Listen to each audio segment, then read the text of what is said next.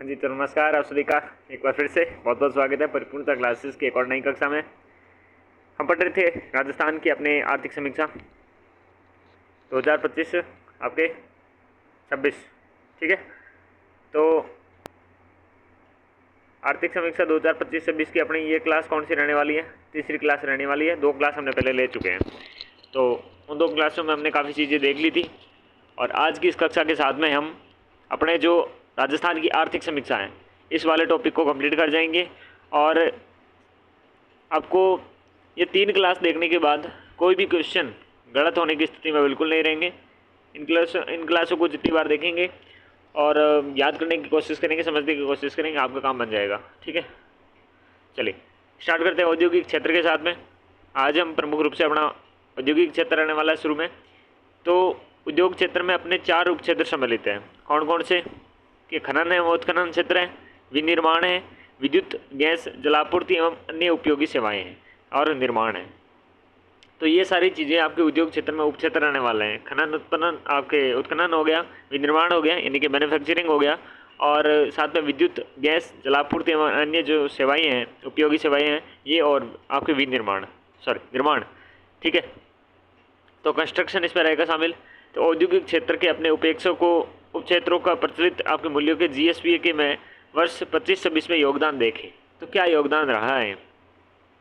तो सबसे पहले हम बात करें मैन्युफैक्चरिंग की, विनिर्माण की, तो 40.52%, 40 पॉइंट आपके 52% रहा है विनिर्माण का, 30.02% आपका रहा है निर्माण का, 12 पॉइंट आपके 42% रहा है खनन और उत्खनन का।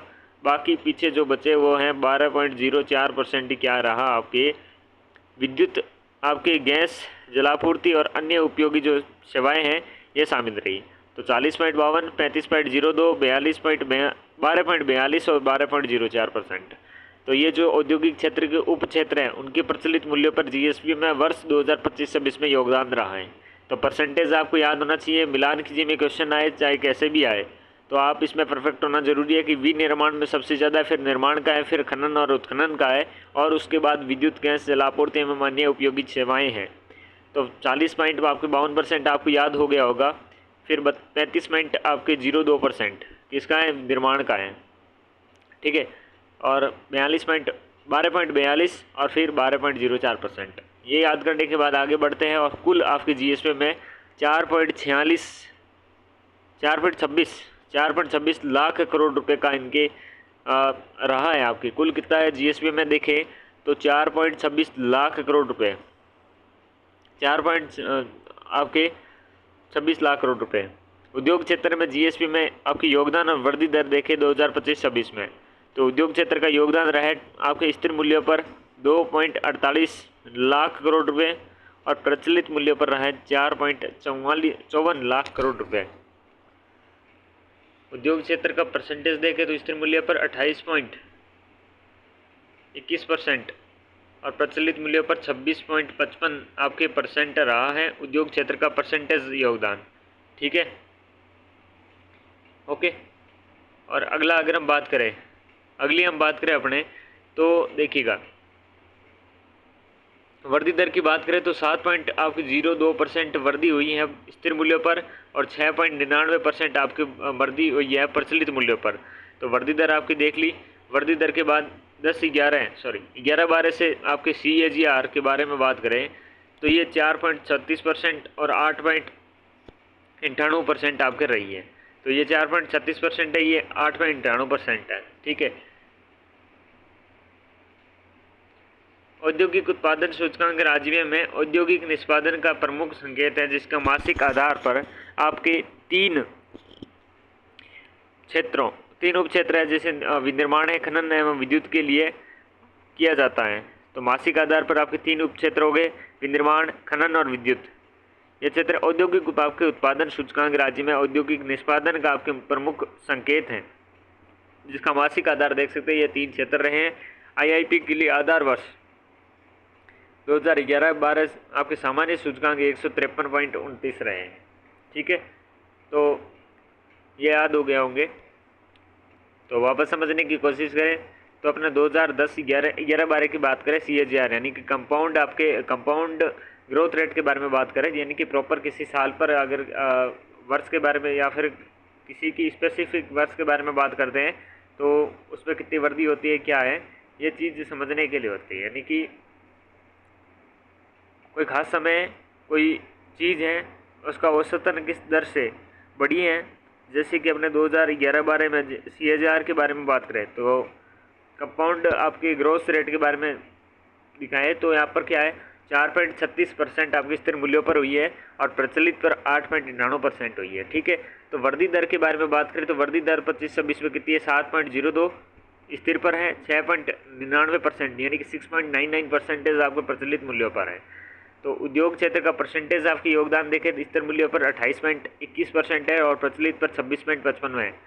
और साथ ही में अगर हम उद्योग क्षेत्र का योगदान स्थिर मूल्यों पर देखें और यहाँ पर प्रचलित मूल्यों पर रुपीज़ में देखें तो 2.48 लाख करोड़ रुपए यहाँ पर स्थिर मूल्य पर है, 4.54 लाख करोड़ रुपए यहाँ पर प्रचलित मूल्य पर है। तो ये याद आपको होना चाहिए।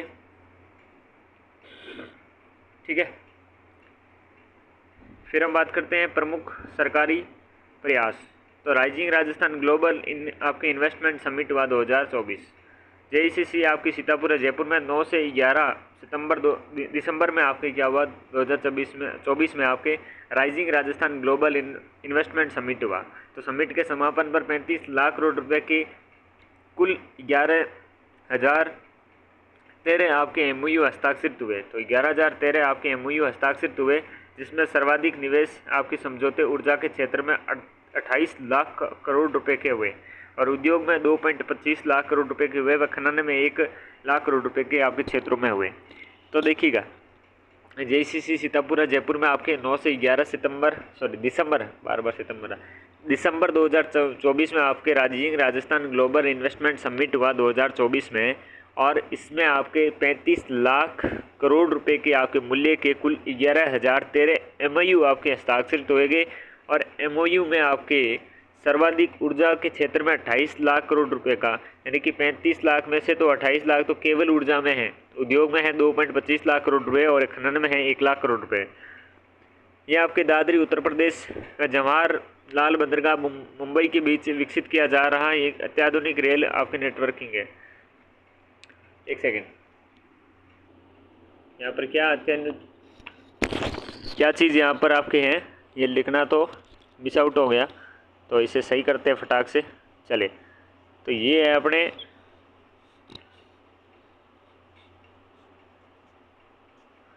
ये डेडिकेटेड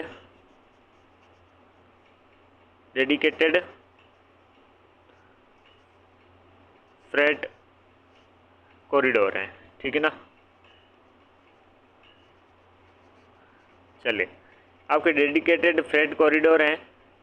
ये दादरी उत्तर प्रदेश और जवाहरलाल बंदरगाह आपके मुंबई के बीच में विकसित किया जा रहा एक अत्याधुनिक रेल नेटवर्क है, जिसका मुख्य उद्देश्य अपने माल परिवहन यानी कि लॉजिस्टिक्स दक्षता को बढ़ावा देना इसका है।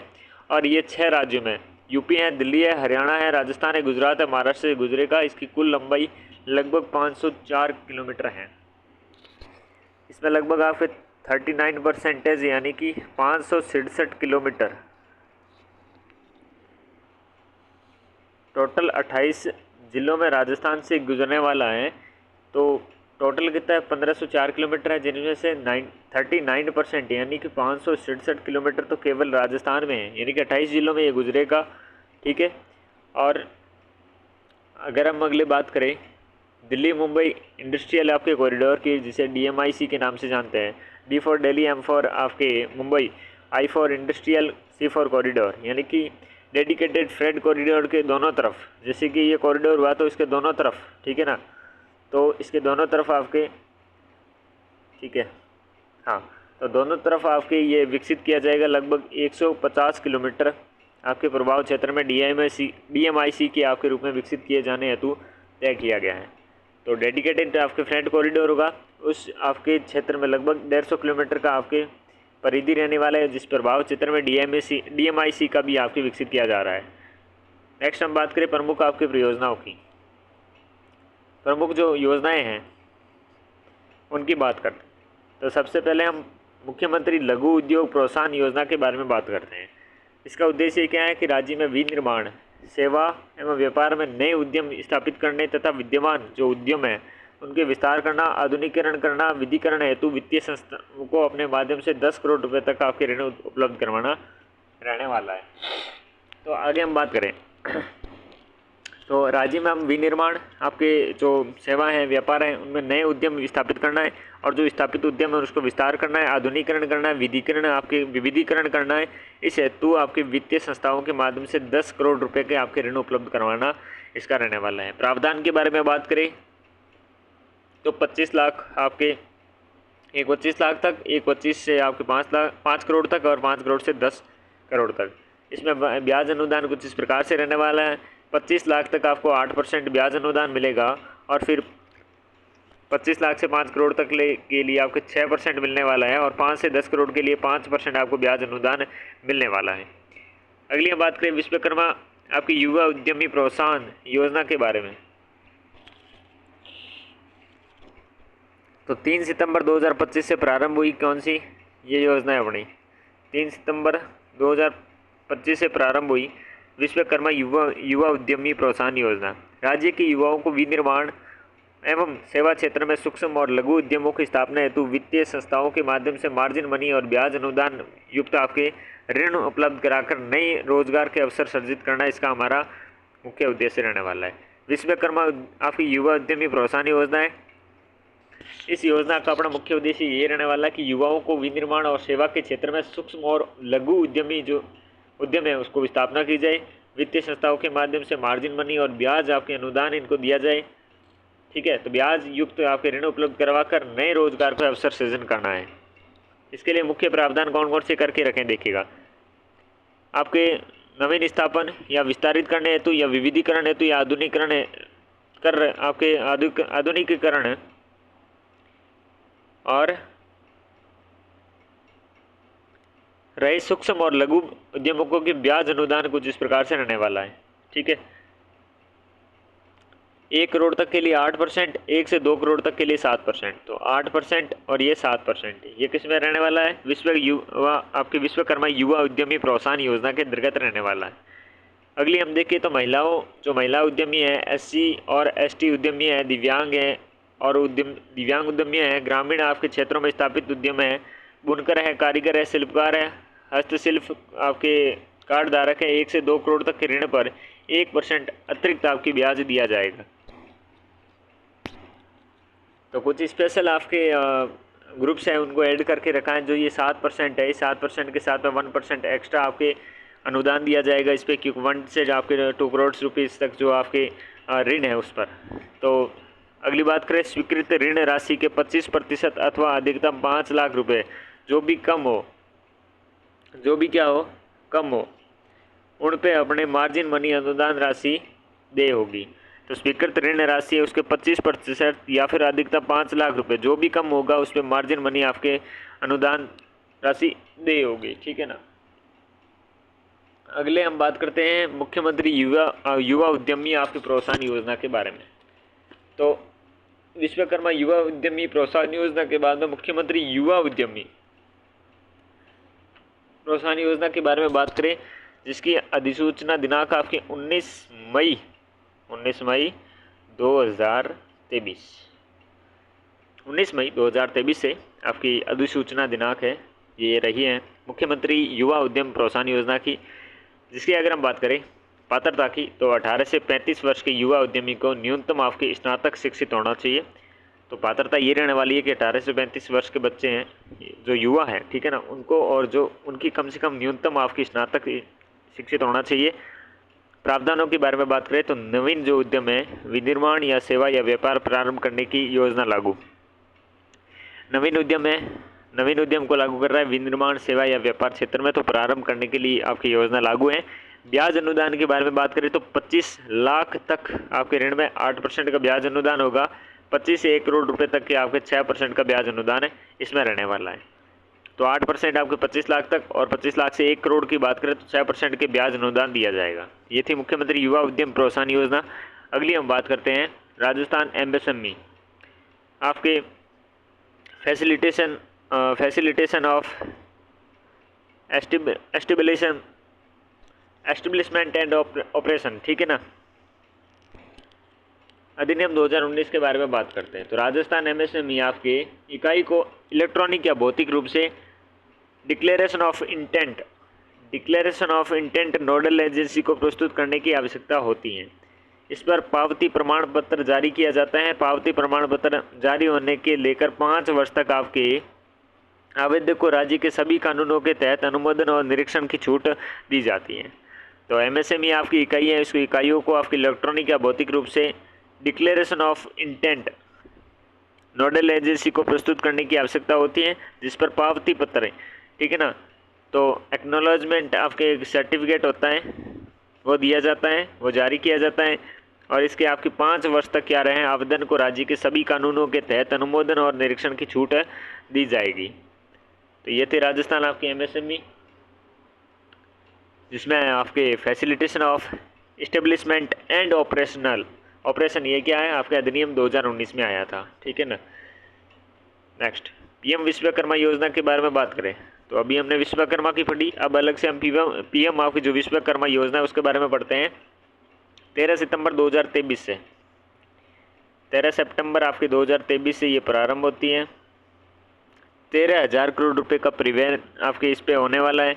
वित्तीय वर्ष आपके देखे 2023-24 से 27-28 तक इसमें आपको 13,000 करोड़ रुपए का प्रीवेयर किया जाएगा। नोडल एजेंसी सूक्ष्म लघु एवं मध्यम उद्यम मंत्रालय, सूक्ष्म लघु और मध्यम उद्यम मंत्रालय इसका नोडल एजेंसी रहने वाली है। मुख्य प्रावधानों के बारे में बात करें तो पीएम जो विश्वकर्मा प्रमाण पत्र हैं, जो पहचान पत्र हैं आपके कौशल प्राप्त पेशेवरों को मान्यता हेतु, तो पीएम विश्वकर्मा प्रमाण पत्र पहचान पत्र जो कौशल प्राप्त पेशेवर मान्यता हेतु दिया जाएगा। कौशल संवर्धन प्रशिक्षण प्रतिदिन 500 रुपये के आपकी स्टाइपेंड के साथ 5 से 7 दिवस तक आपके बुनियादी प्रशिक्षण और 15 दिन का उन्नत प्रशिक्षण दिया जाएगा, ठीक है। 500 रुपये के स्टाइपेंड के साथ आपके और 5 से 7 दिन का क्या बुनियादी प्रशिक्षण है और 15 दिन का उन्नत प्रशिक्षण दिया जाएगा। टूल किट की सहायता हेतु 15,000 रुपये की आपकी सहायता की जाएगी। बिना गारंटी के 5% ब्याज पर 2 किस्तों में ऋण दिया जाएगा। 18 माह तक आपको 1 लाख रुपये और 30 माह तक आपको 2 लाख रुपये। डिजिटल लेन देन के प्रोत्साहन के लिए प्रति आपके 100 डिजिटल लेन देन पर आपके 1 रुपये प्रोत्साहन दिया जाएगा। तो प्रति माह 100 डिजिटल आपके लेन देन तक प्रति लेन देन पर 1 रुपये प्रोत्साहन दिया जाएगा। ये आपके लिए एक्स्ट्रा और किया जा रहा है। तो बिना गारंटी के 5% पर आपके ब्याज पर 2 किस्तों में ऋण दिया जा रहा है। एक 18 माह तक 1 लाख रुपये और एक 30 माह के लिए माह तक आपके 2 लाख रुपये। तो ये हो गया ब्याज आपकी, ब्याज 5% ब्याज पर 2 किस्त हो गए, ठीक है, बिना गारंटी के। टूल किट के लिए 15,000 रुपये दिए जा रहे हैं। कौशल संवर्धन के लिए प्रशिक्षण है 500 रुपये के स्टाइपेंड के साथ में आपके 5 से 7 दिवस का बुनियादी प्रशिक्षण और 15 दिन का उन्नत प्रशिक्षण है। पीएम विश्वकर्मा प्रमाण पत्र या पहचान पत्र दिया जाएगा कौशल प्राप्त पेशेवरों को मान्यता हेतु। ये थी पीएम विश्वकर्मा योजना जो 17 सितंबर 2023 को शुरुआत हुई। 13,000 करोड़ रुपए का प्रावधान था। सूक्ष्म लघु और मध्यम उद्यम मंत्रालय नोडल मंत्रालय इसका है। और हमने पढ़ा था राजस्थान एमएसएमई जो facilitation of establishment of operation and operation अधिनियम 2019, इसके बारे में पावती प्रमाण पत्र देगा। 5 साल तक आवेदनों के लिए हमने अनुमोदन और निरीक्षण में छूट देगी। मुख्यमंत्री युवा उद्यम प्रोत्साहन योजना देखी 19 मई 2023 से ये प्रारंभ हुई। 18 से 35 वर्ष की युवा उद्यमियों को न्यूनतम स्नातक शिक्षित होना चाहिए। प्रावधान देखा नवीन उद्यमों के लिए उनको प्रारंभ करने के लिए योजना हेतु 25 लाख रुपए तक 8% की ब्याज और 25 से 1 करोड़ रुपए तक के लिए 6% ब्याज का अनुदान दिया जाएगा। स्वीकृत और हमने क्या देखा, और हमने देखा विश्वकर्मा अपनी ये योजना कौन सी, विश्वकर्मा युवा उद्यमी प्रोत्साहन योजना देखी जो 3 सितंबर 2025 से प्रारंभ हुई।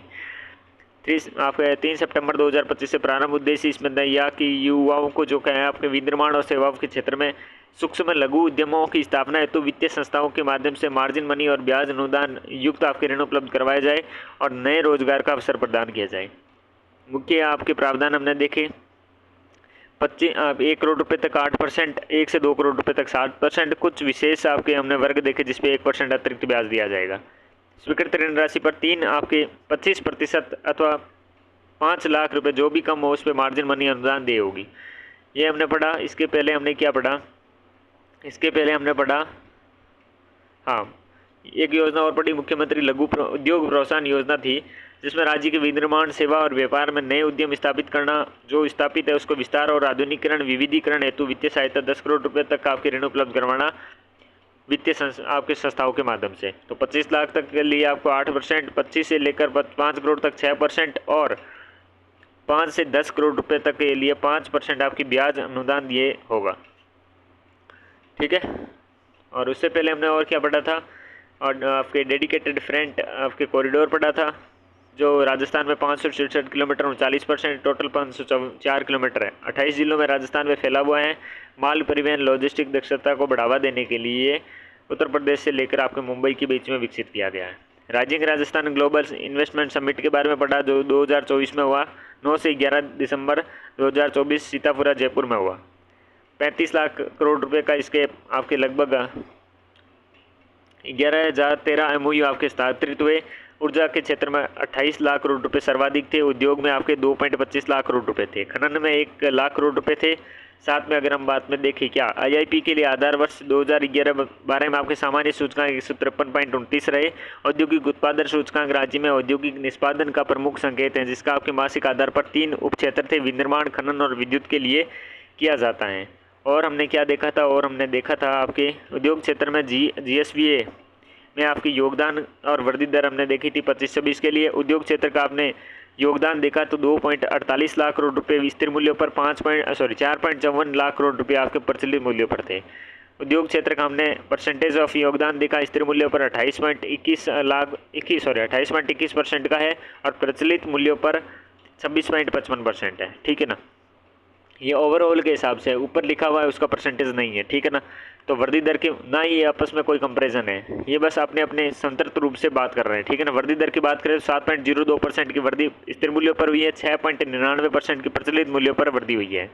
ठीक है, और 2011-12 में आपके CAGR की देखिए। ठीक है, तो इसमें 4.36% की स्थिर मूल्यों पर और 8.48% आपके प्रचलित मूल्यों पर रहा है। टोटल हमने कुल आपकी GSV देखा 4.26 लाख करोड़ रुपए का रहा है। ठीक है, औद्योगिक क्षेत्र में उप क्षेत्र देखे थे 40.52% आपके निर्माण का 35.2% और खनन एवं उत्खनन का 12.42%, विद्युत, गैस, जलापूर्ति और अन्य उपयोग के क्षेत्रों के लिए 12.04% रहा है। ठीक है, चलिए ये था आपने खनन का उद्योग का। उद्योग में अब हम निर्यात के बारे में बात करेंगे।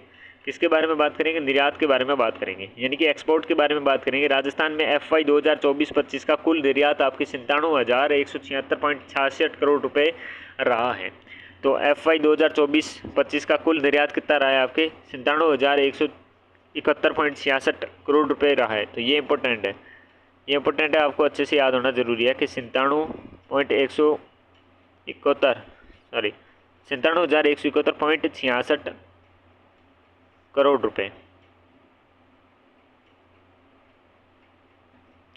और हाँ, इस FY का मतलब हो गया आपके फाइनेंशियली ईयर, यानी कि जो वित्तीय वर्ष है, हिंदी में वित्तीय वर्ष कह सकते हैं, फाइनेंशियली ईयर। ठीक है ना, तो मैं शॉर्ट में बोल रहा हूँ, इसका मतलब ये नहीं है कि मेरे को पता नहीं। तो राजस्थान में FY 2024-25 का कुल निर्यात अपने 97,171.66 करोड़ रुपए रहा है। ठीक है ना, ये आपके आंकड़ा याद होना चाहिए। वित्तीय वर्ष 2024-25 का कुल निर्यात इतना रहा है। राजस्थान में निर्यात होने वाली सिर्फ 5 वस्तुओं का आपके राज्य की कुल निर्यात का 67% से अधिक का योगदान रहा है। तो 67% से अधिक योगदान अपने सिर्फ 5 में। सिर्फ 5 की कौन कौन सी है? तो सबसे पहले हम बात करें इंजीनियरिंग क्षेत्र की है, तो वो है 20.42% है। ठीक है, कितनी है?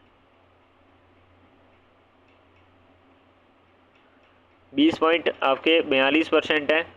फिर 18.07% क्या है? जवाहरात और आभूषण है। फिर धातुएं हैं 10.31% और फिर कपड़ा है 9.98%। फिर है आपके हस्तशिल्प वस्तुएं जो 8.69% है। ठीक है, तो सर्वाधिक कौन से? इंजीनियरिंग वस्तुएं जो 20.42% है। फिर हम बात करें किसकी है? जवाहरात और आभूषणों की जो 18.07% है। उसके बाद धातु है जो 10.31% है। फिर उसके बाद में आपके कपड़ा है, तो कपड़ा 9.98% है। हस्तशिल्प आपकी वस्तुएं 8.69% है। याद हो गया होगा। अब हम बात करते हैं एक जिला एक उत्पाद के बारे में। एक जिला एक उत्पाद, उद्देश्य क्या है एक जिला एक उत्पाद का? तो प्रत्येक जिले से निर्यात क्षमता वाले उत्पादों और सेवाओं को पहचान करना और उन्हें बढ़ावा देने के लिए प्रत्येक जिले को निर्यात क्षेत्र केंद्र के रूप में आपके बदलना। तो प्रत्येक जिले से निर्यात क्षमता वाले आपके उपयोग और सेवाओं की पहचान करना और उन्हें बढ़ावा देना, प्रत्येक जिले की निर्यात केंद्र के रूप में बदलना। तो निर्यात के केंद्र के रूप में बदले और प्रत्येक उत्पादन और सेवाओं को पहचाना जाए, उधर कौन सी चीज़ है उधर बढ़ाई जा सकती है। तो ठीक है, सबसे पहले हम बात करें ग्रेनाइट और मार्बल, यानी कि स्लेब और टाइल्स कहाँ कहाँ हो सकता है। ग्रेनाइट और मार्बल के बारे में बात करते हैं। तो इसमें आपके एक तो अजमेर रहने वाला है, डीडवाना कुचामन रहने वाला है, राजसमंद रहने वाला है, उदयपुर रहने वाला है, चित्तौड़गढ़ रहने वाला है, जालोर रहने वाला है। तो ग्रेनाइट सिटी तो आपको पता है जालोर को कहते ही हैं। तो अजमेर, डीडवाना कुचामन, राजसमंद, उदयपुर और चित्तौड़गढ़, ये क्या है आपके ग्रेनाइट एवं मार्बल है। तो स्लेब एवं टाइल्स इधर सबसे ज़्यादा है। मार्बल की वस्तुएं देखें तो मार्बल की वस्तुओं में सिरोही है, सवाई माधोपुर है, डूंगरपुर है और बांसवाड़ा है। तो मार्बल में आपके डूंगरपुर और बांसवाड़ा तो पास पास वाले हो गए, सिरोही सवाई माधोपुर, ये हो गए मार्बल की वस्तुएं। याद हो गया होगा, ठीक है। पीला मार्बल आपके जैसलमेर में है, फैक्ट याद करने की ज़रूरत नहीं है। फिर हम बात करें स्लेट स्टोन की, ये है टोंक में। स्लेट स्टोन आपके टाइल, स्टोन टाइल तो टोंक। फिर बलुआ पत्थर करौली है, बलुआ पत्थर कहाँ है, करौली है। फिर अभियांत्रिकी के बारे में बात करें, अभियांत्रिकी ऑटोमोबाइल्स पार्ट्स आपके पास पास वाले हैं तीनों। तो अलवर से अपनी खेरतल, तिजारा और कोटपुतली बहरोड, तो ये तो याद होना ही चाहिए क्योंकि अलवर में आपको पता है ये सारी फैक्ट्रियाँ उधर डाली गई हैं, ठीक है। पत्थर संबंधी आपके डीग है और सैंड स्टोन है बूंदी, सैंड स्टोन अपना बूंदी है, सैंड स्टोन बूंदी हो गया। और आपके सैंड स्टोन आपके कहाँ है, बूंदी है। और सैंड स्टोन से याद आया कौन सा, बलुआ पत्थर, बलुआ पत्थर करौली है। तो ये कंफ्यूज करा सकता है, ध्यान रखना। फिर हम बात करें कृषि आधारित उत्पाद की, तो भरतपुर है। कृषि आधारित आपके उत्पाद कहाँ हैं, भरतपुर में है। बीकानेरी नमकीन नाम से पता चल रहा है। सोनामुखी उत्पाद आपके फड़ौदी है, तो सोनामुखी से फड़ौदी हो गई थी, ठीक है। फिर हम बात करें पत्थर आधारित आपके उत्पाद की, तो पत्थर आधारित उत्पाद आपके उत्पाद है धौलपुर। वस्त्र उत्पाद है आपके पाली, ठीक है। वस्त्र आपकी भीलवाड़ा और बालोतरा में भी है। भीलवाड़ा और बालोतरा, पाली आपके वस्त्र उत्पाद है और वस्त्र है भीलवाड़ा और बालोतरा। कोटा डोरिया नाम से पता चल रहा है कोटा। कसीदेकारी आपके बाड़मेर में, तो कसीदेकारी बाड़मेर में, याद रखना।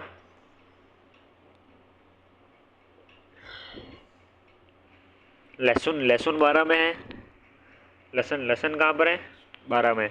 चावल और कपास हनुमानगढ़ में है। कोटा स्टोन, ये क्या भाई, कोटा स्टोन कहाँ पर, झालावाड़ में।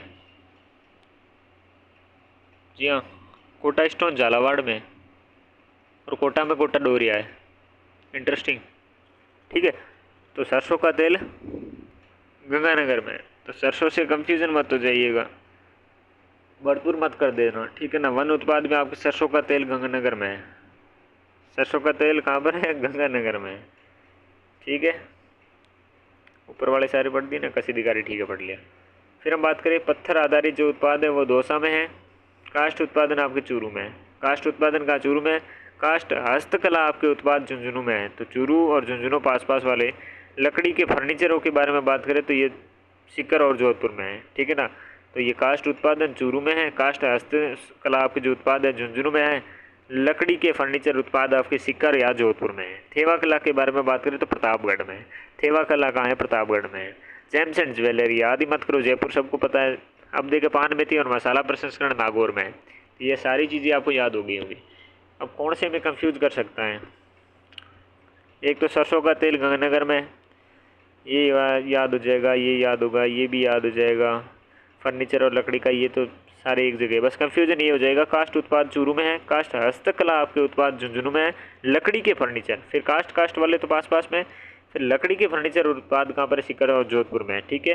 फिर हो गया आपका पत्थर आधारित उत्पाद, ये दौसा में, याद रखना। लहसुन 12 में ही है, ठीक है। कोई उत्कृष्टता के अंदर भी शायद 12 में ही है। चावल और कपास हनुमानगढ़ में, कोई आपके कंफ्यूजन की बात नहीं, लेकिन कोटा स्टोन झालावाड़ याद रखना। कसिद्धिकारी बाड़मेर में है, कोटा डोरिया कोटा में है, वस्त्र आपकी भीलवाड़ा में हो गए, बालोतरा में भी है, वस्त्र उत्पाद पाली में है, पत्थर आधारित उत्पाद धौलपुर में है, सोनामुखी फड़ौदी, कोई कंफ्यूजन की बात नहीं, बीकानेरी नमकीन होगी, कृषि आधारित आपके उत्पाद भरतपुर में है। ठीक है, ये तो अभियांत्रिकी वाले तो 3 आसान है, कोई बात नहीं, पास वाले ही हैं। पत्थर उत्पन्न आपके संबंधित उत्पाद डीग से हैं, सैंड स्टोन बूंदी में है और बलुआ पत्थर करौली में है। स्लेट स्टोन आपके टाइल्स नाम से पता चल रहा है टोंक में है। पीला मार्बल तो याद ही मत करो। और मार्बल वस्तुएं जो सिरोही है सवाई माधोपुर है, 2 सहसा में से हो गए, डूंगरपुर और बांसवाड़ा हो गए आपके मार्बल वस्तुएं। फिर ग्रेनाइट और मार्बल स्लैब्स और टाइल्स आपके अजमेर है, डीडवाना, कुचामन है, राजसमंद है, उदयपुर है, चित्तौड़गढ़ है, जालोर है। ठीक है, अब हम बढ़ते हैं पंचगौरव योजना की तरफ, पंचगौरव कार्यक्रम की तरफ। इस कार्यक्रम के अंतर्गत आपके पंचगौरव पहल के तहत प्रत्येक जिले के लिए 5 प्रमुख तत्व निर्धारित किए गए हैं। 1 जिला 1 उत्पाद, 1 जिला 1 फसल, 1 जिला 1 वनस्पति प्रजाति, ठीक है, 1 जिला 1 खेल और 1 जिला 1 पर्यटन।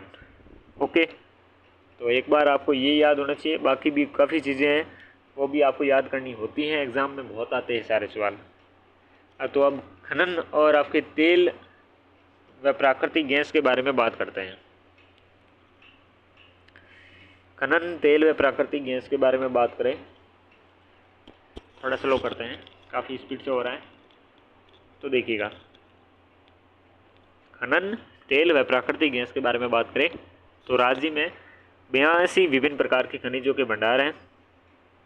ठीक है, तो ये 82 विभिन्न प्रकार के भंडार है, जिसमें से 57 आपके खनिजों का खनन किया जा रहा है राजस्थान में। 82 प्रकार के तो उपस्थित हैं, 57 प्रकार के आपके खनिजों का खनन किया जा रहा है। वे खनिज जिनमें राजस्थान एकमात्र उत्पादनकर्ता राज्य है, जिसमें है calcite, selenite, wollastonite, silver, natural gypsum, zinc gas. इनमें राजस्थान क्या एकमात्र उत्पादक राज्य हैं, चाहे कैल्साइट हो जाए, सेलेनाइट हो जाए, वोलेस्टोनाइट हो जाए।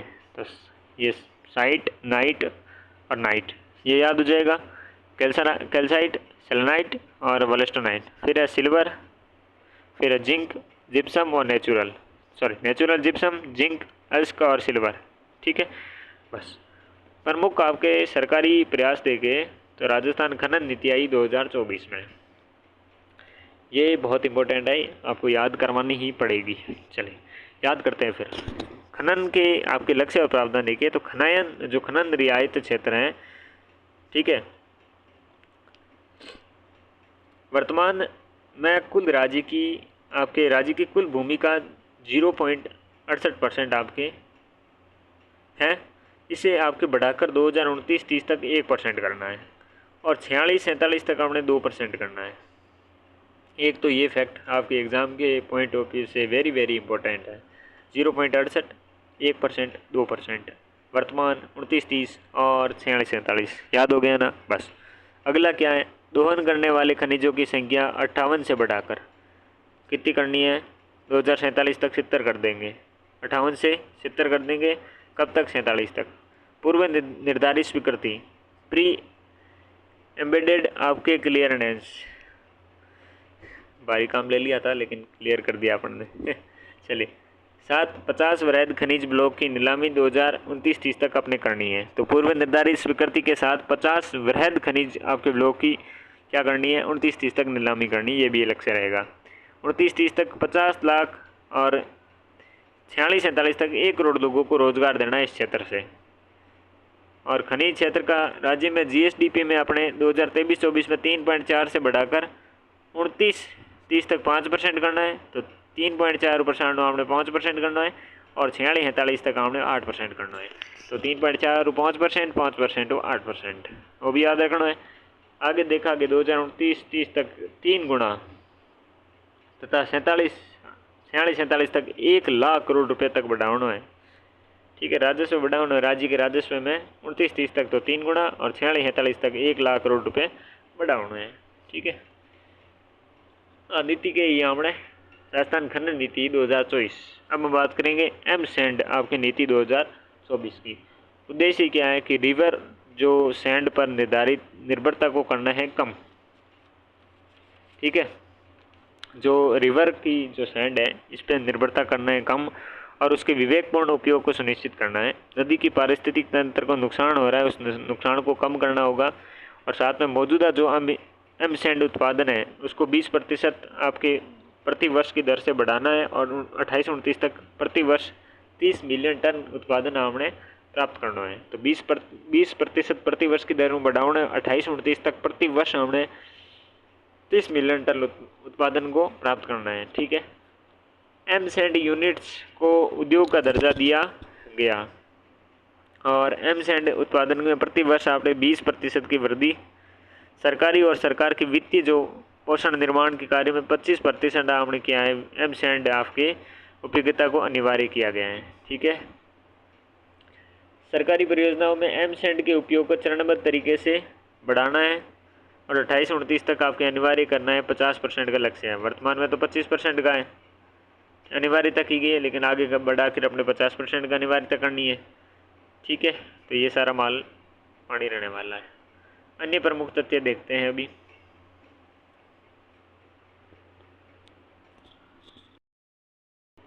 भारत के कच्चे तेल के कुल उत्पादन में 28.70 MMTPA आपने राज्य का योगदान लगभग 12% है। ठीक है। 3.42 आपके MMTPA है। ठीक है। So what is MMTPA? अगर हम इसके बारे में बात करें तो मेट्रिक मिलियन टन आपके पर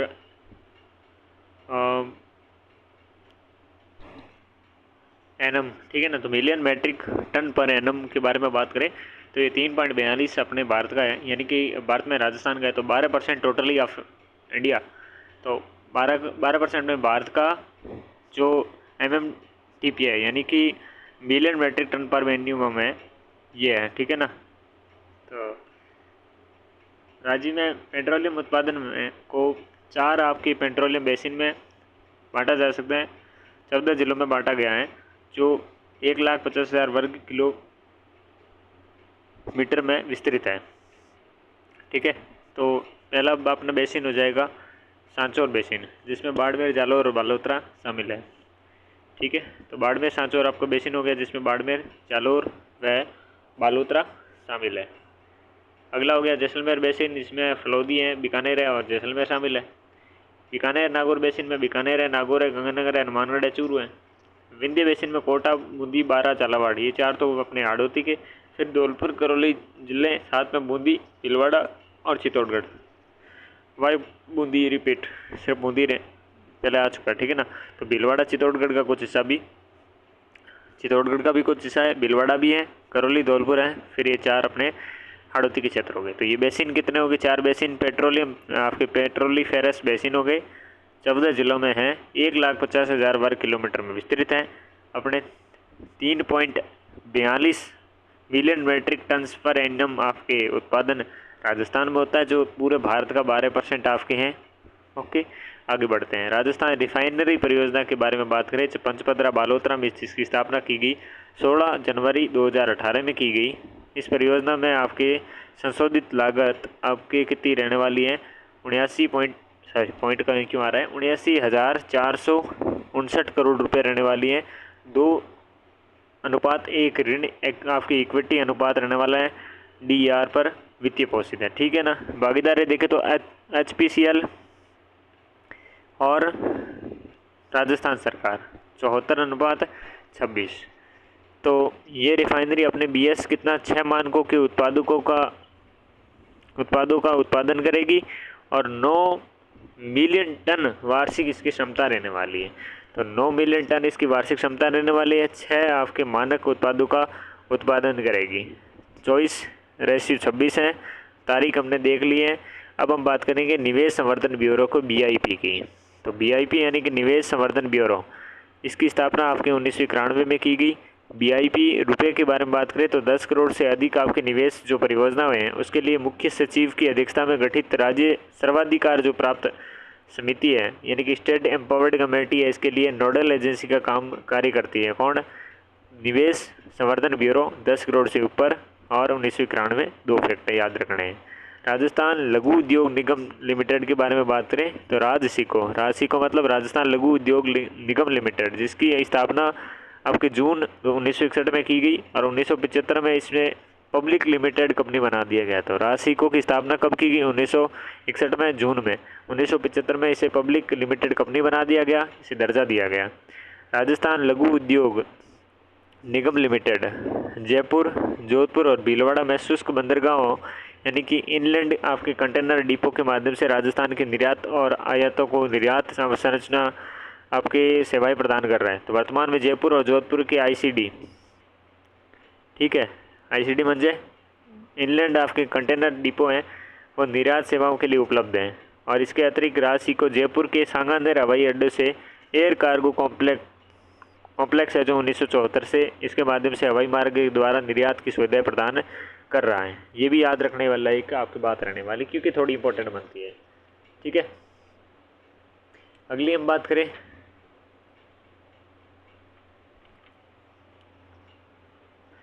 विभिन्न देशों में से जो राजस्थान में आने वाले पर्यटकों की स्थिति, ठीक है। तो कुल मिला के बात यह है कि हम पर्यटन के क्षेत्र पे आ चुके हैं और पर्यटन पे बात करेंगे। तो कैलेंडर आपके वर्ष 2025 के दौरान राजस्थान में कुल 2544.48 लाख आपके यहाँ आए हैं और घरेलू है जिसमें 2525 लाख घरेलू और 1945 लाख आपकी क्या विदेशी है पर्यटन रहे हैं। तो टोटली कंपैरिजन की बात करें पिछले साल की तो उस हिसाब से तो कमी देखी गई है। अंतर्राष्ट्रीय पर्यटकों की स्थिति देखें तो जयपुर, उदयपुर, जोधपुर, जैसलमेर, दौसा ये शीर्षस्थ आपके गंतव्य जिले हैं वर्ष 2025 में। तो सर्वाधिक जयपुर में आए हैं आपके अंतर्राष्ट्रीय पर्यटक, फिर उसके बाद उदयपुर में, उसके बाद जोधपुर में, फिर जैसलमेर है, फिर दौसा है। तो 5 ये हो गए आपके ऊपर वाले टॉप वाले, याद होना चाहिए। बोलिएगा जयपुर, उदयपुर, जोधपुर, ऐसे फील आनी चाहिए जैसे कि आप बस के कंडक्टर और बुला रहे हैं सवारी को। तो जयपुर, उदयपुर, जोधपुर, जैसलमेर और दौसा में रहने वाले हैं, ठीक है। विभिन्न देशों से राजस्थान में आने वाले पर्यटकों की स्थिति देखें तो सर्वाधिक आए हैं आपके संयुक्त राज्य अमेरिका से, उसके बाद यूनाइटेड किंगडम यानी कि ब्रिटेन से आए हैं, फिर फ्रांस से आए हैं, फिर जर्मनी है, फिर इटली है। इटली का आपको पता है क्या फेमस है? मेलोनी फेमस नहीं है और पिज़्ज़ा फेमस है, ठीक है ना। तो याद हो गया यूएसए हो गया, फिर यूके है, फिर फ्रांस है, जर्मनी और इटली है। उदयपुर है, उदयपुर के बाद जयपुर है, जयपुर के बाद में उदयपुर है, उदयपुर के बाद में जोधपुर है, जोधपुर के बाद में क्या है जी, जैसलमेर है, फिर दौसा है, ठीक है। घरेलू पर्यटन स्थलों के बारे में बात करें तो शीर्ष गंतव्य स्थल है वर्ष 2025 में आपके सबसे ज़्यादा खाटू श्याम जी के आए हैं और खाटू श्याम जी का मेला आपके फाल्गुन महीने में लगता है। फिर पोंचरी का लोठा आपके डीग, ये नया नाम है। फिर पुष्कर अजमेर, सामलिया जी का सेठ चित्तौड़गढ़ और दरगाह शरीफ अजमेर, ये आपके शीर्षस्थ 5 स्थान रहने वाले हैं जिसमें स्थानीय पर्यटक यानी कि भारत के लोग ही ज़्यादातर आए हैं, यानी कि धार्मिक स्थल है यहाँ पर आए हैं। खाटू श्याम जी आपके, फिर पुंचरी का लोठा डीग, पुष्कर अजमेर, सामलिया जी सेठ चित्तौड़गढ़, दरगाह आपके शरीफ अजमेर, ठीक है। ऐतिहासिक और हेरिटेज पर्यटन स्थलों पर घरेलू पर्यटनों की आपकी यात्राओं की संख्या 2025 में देखें तो जैसलमेर का किला है, हवाई महल जो जयपुर है, आमेर का किला जयपुर है। तो ऐतिहासिक और हेरिटेज पर्यटन स्थलों पर घरेलू पर्यटन यात्राओं की स्थिति इस प्रकार से रहने वाली। ये अपने धार्मिक हो गया, ठीक है ना, ये क्या था अपने धार्मिक था, ठीक है। और ये कौन सा हो गया आपके हेरिटेज और ऐतिहासिक।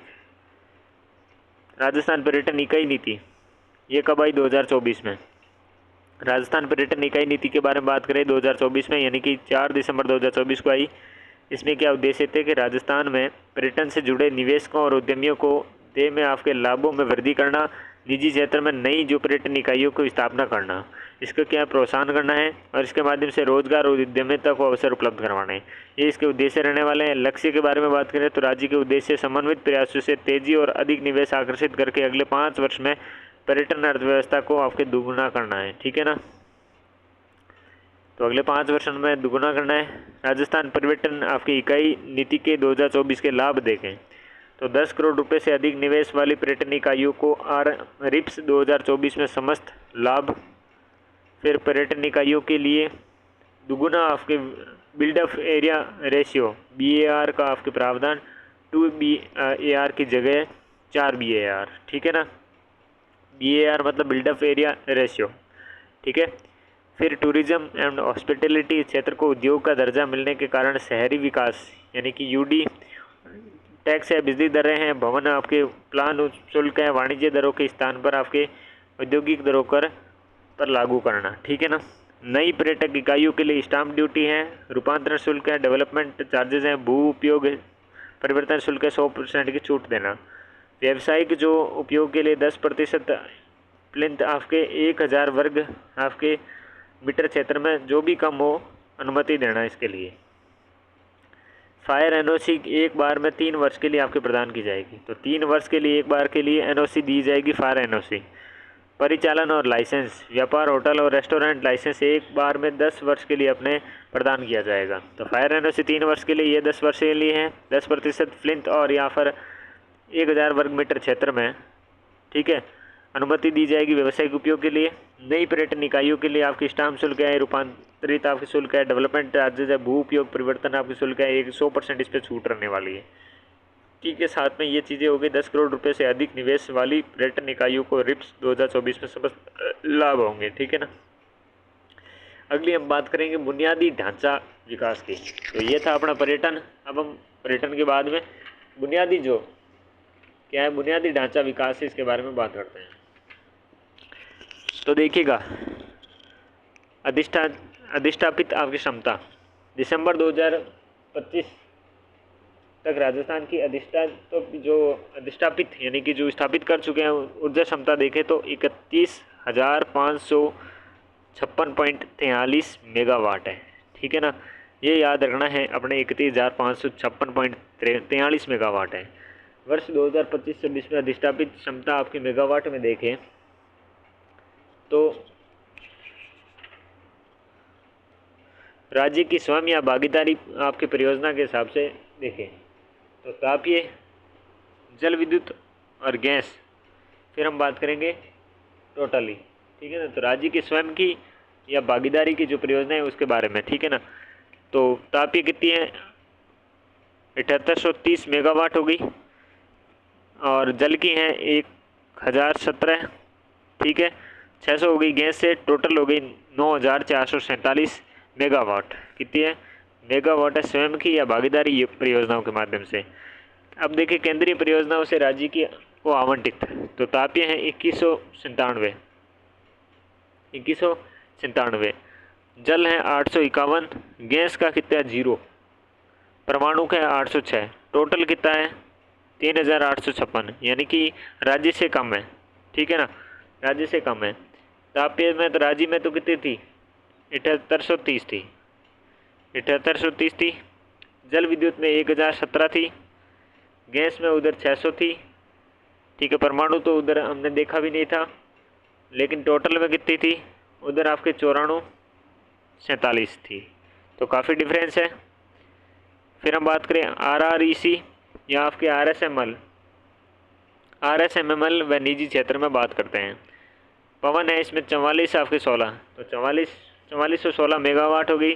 सौर आपके 9898, ठीक है ना, और बायोमास 196 हो गई, और तापीय या जल 3742 हो गई मेगावाट। तो टोटल आपकी कितनी हो गई 18,252। तो इनके द्वारा निजी क्षेत्र में आपके चाहे RSMML ले लो या RREC देख लो आप, तो अक्षय ऊर्जा हो गई, निजी क्षेत्र हो गया, इनके क्षेत्र में क्या है ज़्यादा है। पवन 1446 मेगावाट हो गई, ठीक है। सौर 9898 हो गई मेगावाट, बायोमास 196, तापीय या जल 3742, टोटल हो गई आपकी 18,252। और टोटली अगर हम तीनों को मिला के बात करें तो 31,55.4 थी, ठीक है ना। 31,556 पॉइंट आपके 43 मेगावाट रहने वाली है। राजस्थान में दिसंबर 2025 तक पवन और सौर ऊर्जा को मिलाकर कुल स्थापित जो क्षमता है 45.36% है। तो पवन और सौर ऊर्जा इन दोनों को मिलाकर कुल स्थापित क्षमता कितनी है 45.36% है। अब देखिए योजनाओं के बारे में पढ़ते हैं। तो प्रधानमंत्री कुसुम योजना के बारे में बात करें तो किसान ऊर्जा संरक्षण व उत्थान महाअभियान 2022 तक 30,800 सौर ऊर्जा की क्षमता सृजित करने के उद्देश्य से ये योजना आपकी लागू की गई, जिससे 3 कॉम्पैक्ट है, एक कॉम्पैक्ट है, एक कॉम्पैक्ट बी, कॉम्पैक्ट सी। तो 22 तक आपके 1800 सौर ऊर्जा की क्षमता को सर्जित करने के उद्देश्य से ये 3 कॉम्पैक्टर लाए गए थे।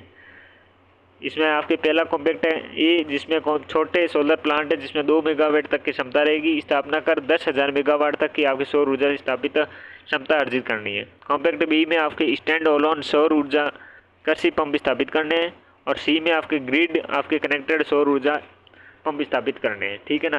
फिर हम बात करें कृषि सौर कृषि आजीविका योजना की, तो कॉम्पैक्ट सी फीडर स्तर सौरीकरण के तहत कृषकों और भूस्वामियों तथा डेवलपर्स के उपयोग हेतु एक साझा मंच उपलब्ध करवाने के उद्देश्य से राजस्थान डिस्कॉम द्वारा सौर ऊर्जा आजीविका योजना के तहत एक ऑनलाइन पोर्टल है Rajasthan www.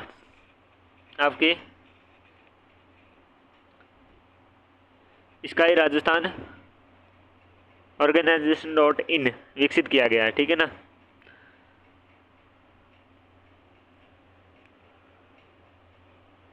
Okay, so next PM आपके सूर्य घर मुफ्त बिजली योजना है जो 13 फरवरी 2024 की घोषणा की गई। हर महीने 300 यूनिट तक मुफ्त बिजली उपलब्ध कराने के लिए 1 करोड़ घरों पर आपके सौर ऊर्जा संयंत्र स्थापित किए जाएंगे। अधिकतम 78,000 रुपये अनुदान दिए होंगे। 3 किलोवाट या अधिक, 3 किलोवाट या इससे अधिक के लिए 78,000 रुपये अनुदान देगा। रीट में ये क्वेश्चन आया था। ठीक है ना। SST का पेपर था उसमें। राजस्थान सरकार का लक्ष्य देखें तो 5 लाख घरों पर आपके सोलर टॉप संयंत्र लगाना है। तो राज्य सरकार का लक्ष्य 5 लाख घरों पर सोलर रूफ टॉप संयंत्र लगाना है। तो 300 यूनिट तक मुफ्त बिजली मिल सके। 13 फरवरी 2024 को लागू हुआ। घोषणा करेगी। ठीक है। एकीकृत स्वच्छ ऊर्जा नीति के बारे में बात करें 2024 में, ये दिसंबर 2024 में आई। 29 मार्च 2029 तक या अन्य नवीन जो नीति आए तब तक के लिए लागू रहेगी। नोडल एजेंसी आपके RREC यानी कि राजस्थान अक्षय ऊर्जा निगम रहने वाली है। उद्देश्य है विजन एंड आपके जो ऑब्जेक्टिव्स हैं इसका उद्देश्य रहने वाला है नवीनीकरण यानी कि ऊर्जा से राष्ट्रीय लक्ष्य है 500 जो गीगावाट है उसके प्रमुख योगदानकर्ता राज्य बनना है। तो जो नवीनीकरण ऊर्जा से क्या है अपना राष्ट्रीय लक्ष्य है कि 500 गीगावाट को प्रमुख रूप से आपके योगदानकर्ता राज्य बनना है। लक्ष्य क्या है इसमें 29-30 तक आपके 1,25,000 मेगावाट यानी कि 125 गीगावाट नवीनीकरण ऊर्जा परियोजना के लक्ष्य 29-30 तक आपको हासिल करना है। ठीक है ना। ये इसका लक्ष्य रहने वाला है 29-30 तक 1,25,000 मेगावाट यानी 125 आपके गीगावाट नवीनीकरण ऊर्जा परियोजना का लक्ष्य 2029-30 तक हासिल करना है। विवरण देखें तो सौर ऊर्जा में आपके 90,000 मेगावाट, पवन और हाइब्रिड ऊर्जा से 25,000 मेगावाट, और जो हाइब्रिड पावर हैं प्लांट आपके जो पंप्ड स्टोरेज प्रोजेक्ट हैं बैटरी ऊर्जा भंडारण उसमें 10,000 मेगावाट। तो टोटल कितने हो गए 1,25,000 मेगावाट आपके 2029-30 तक प्राप्त करने हैं। 90,000, 25,000 और 10,000। ठीक है। अब आगे बढ़ते हैं।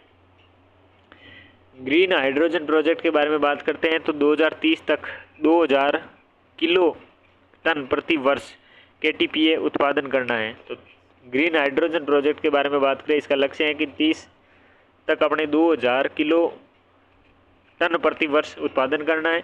राजस्थान और अन्य राज्यों की रिफाइनरी और उर्वरक उद्योगों की आवश्यकता पूर्ति हेतु कम से कम एक ग्रीन हाइड्रोजन वैली की स्थापना करनी है। तो एक हाइड्रोजन वैली कम से कम स्थापित करनी है कि रिफाइनरी और उर्वरक उद्योगों की आवश्यकता पूर्ति हो सके।